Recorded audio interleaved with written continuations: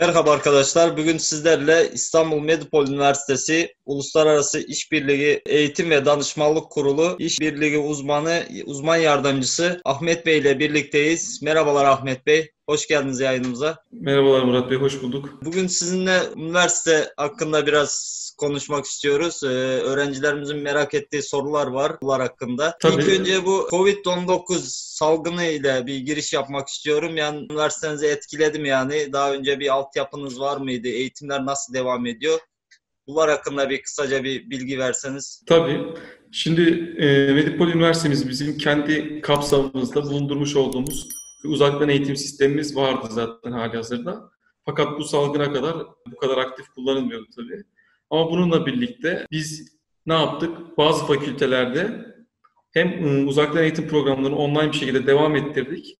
Bazılarında da hocalarımız ödevlere tabi tuttu. Bu kararların hepsi Yüksek Eğitim Kurulu'nun bildirmiş olduğu genelgeye göre yayınlandı. Tıp fakültelerinde, diş hekimliği fakültelerinde birazcık daha farklı bir yol izlendi. Orada eğitim programı birazcık daha yoğun ve önemli olduğu için farklı yollarda. Ama genel olarak şunu söyleyebilirim. Üniversite olarak biz derslerimizi Google Teams üzerinden, Teams programı üzerinden gerçekleştirdik. Derslerimizin programları daha önceki normal dönemdeki gibi aynı şekilde oldu. Yani sabah 9'da olan ders yine sabah 9'da oldu. Yine akademik takvime bağlı kalarak sadece bazı tarihler oynandı. Öğrenciler ödevlerini, sınavlarını çeşitli yollarla hocalarına teslim ettiler. Yani notlarını yapmış oldukları ödevler üzerinden, projeler üzerinden değerlendirilerek aldılar.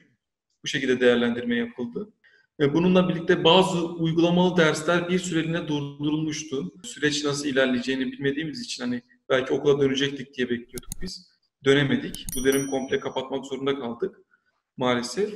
Bununla birlikte de bazı duraklamaya uğrayan uygulamalı dersler de şu anda yoğun bir şekilde kaldığı yerden devam ediyor. Teşekkür ederim. Şimdi yeni gelecek öğrencilerimiz için üniversite kayıtları şu anda başladı.